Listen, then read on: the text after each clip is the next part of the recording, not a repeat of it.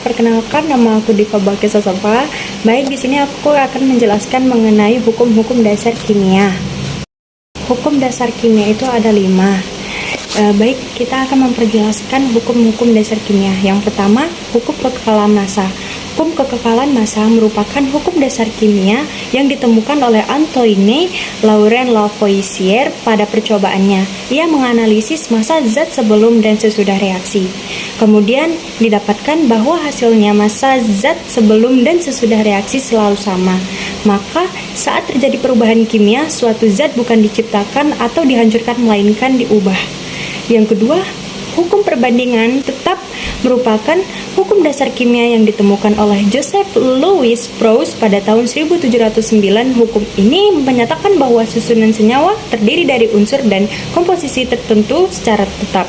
Adapun contoh eksperimen dari hukum Proust yakni reaksi unsur hidrogen dan oksigen, kedua unsur tersebut membentuk senyawa air sehingga hasilnya menunjukkan perbandingan massa antara hidrogen dan oksigen dengan reaksi tetap yakni 1:8.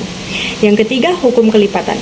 Perbandingan hukum kelipatan, perbandingan atau disebut juga hukum Dalton, merupakan lanjutan dari hukum Proust. Hukum ini dikembangkan oleh seorang ilmuwan bernama John Dalton. Ia mengamati sesuatu keteraturan terkait perbandingan massa unsur-unsur dalam suatu nyawa.